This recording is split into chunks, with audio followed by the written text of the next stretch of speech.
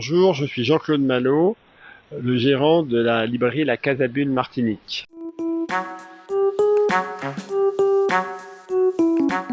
La Casabule, c'est une librairie qui a été créée en 1999, qui a maintenant 22 ans, qui a toujours été sur Fort-de-France, mais dans des locaux différents. Aujourd'hui, la Casabule s'est associée avec la Casa Jeux sur 300 mètres carrés, rue Lamartine, à Fort-de-France.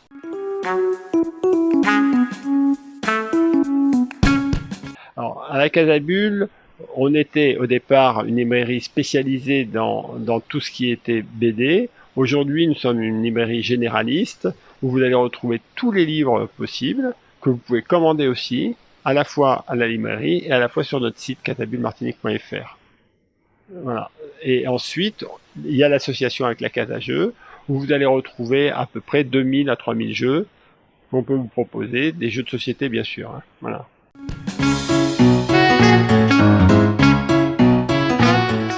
Casabule, alors on l'a écrit K-A-Z-A-B-U-L, en fait ça veut dire la case à bulle au départ, c'est-à-dire ce que l'on retrouve dans la bande dessinée. Comme c'est l'origine en fait de la Casabule, on l'avait écrit comme ça au départ, voilà.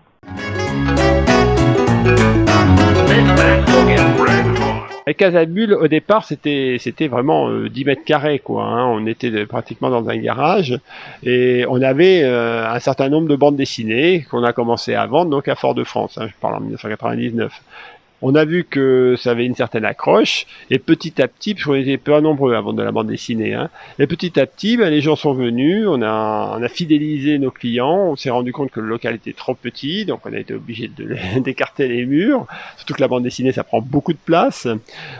Après, on s'est lancé dans le manga, et tout s'est fait un petit peu naturellement avec le temps. Voilà, on n'a pas tout fait d'un seul coup, d'abord c'est une question de moyens, et en plus c'était en fonction des gens, parce que au début en Martinique, les gens n'étaient pas très portés sur la bande dessinée, je parle d'il y a 20 ans, aujourd'hui c'est plus du tout le cas, quoi.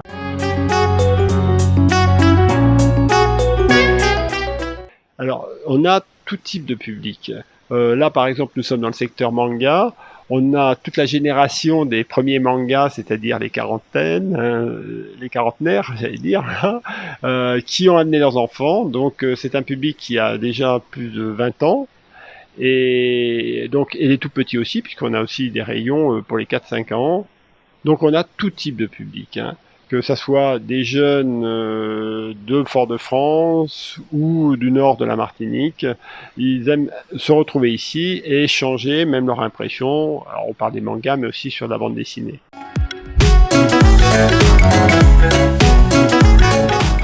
Alors le premier confinement était un peu dramatique, c'est produit le 16 mars 2020, pour vous dire, on retient bien la date, on faisait même un cercle de lecture et j'ai appris ça par téléphone qu'on devait refermer après le lundi et le mardi.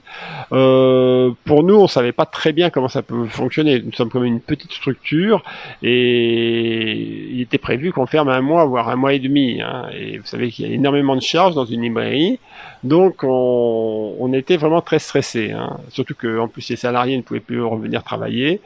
Bon, il y a eu des aides qui nous ont permis quand même de pouvoir tenir.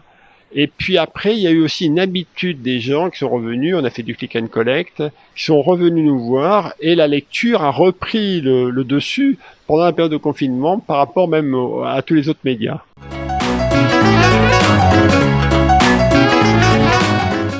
Alors, on a eu en 2020, faut parler vraiment, parce que maintenant ça a 2 ans, quoi, la pandémie. En 2020, on a eu quand même une baisse d'affluence importante, c'est de l'ordre de 30%, pratiquement au moins, donc pour une librairie c'est beaucoup.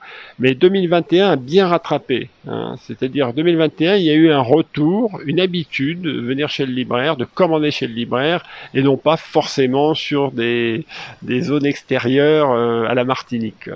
Et donc, on a réussi à refidéliser un peu des clients. Je ne sais pas si ça va durer, mais en tout cas, ça nous fait plaisir de les revoir.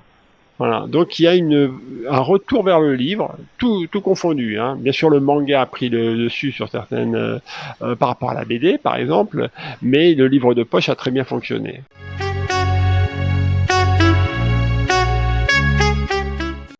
L'objectif déjà, c'est que ça soit un lieu de loisir, pas de contrainte. C'est pour ça que d'ailleurs, je reparle de l'association avec Adagieux, mais aussi on a créé un petit espace d'exposition qui va tourner sans arrêt. Aujourd'hui, c'est Xavier Mondésir, avec tous ses dessins sur la bande dessinée. Demain, il y aura Jean-Michel Loutobi. Après, ça sera d'autres personnes qui vont venir, qui vont nous présenter en fait leur œuvre, notamment dans la Caraïbe et sur la Martinique. On a l'ambition, bien sûr, de refaire un festival avec Trinité. C'est une biennale.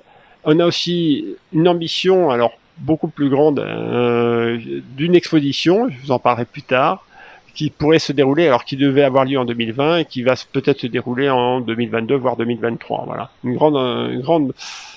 grande exposition liée à la BD. Voilà.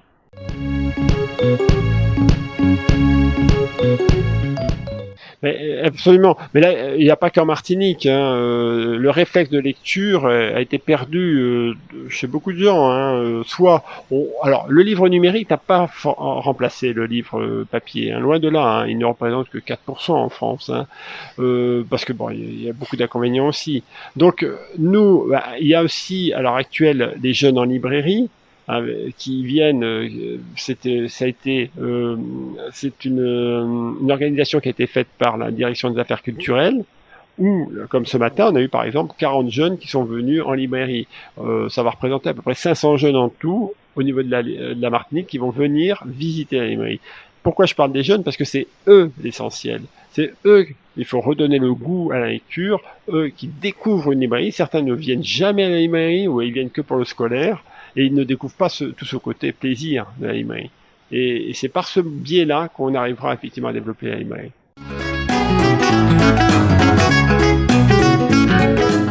Moi, je dirais à tous ceux qui veulent monter une entreprise, il faut montrer beaucoup de patience. Hein. Et c'est avec le temps qu'on y arrive. C'est pas demain matin on va gagner de l'argent, etc. Ou non, il faut vivre et puis bien vivre avec les gens qui sont autour de nous et les comprendre.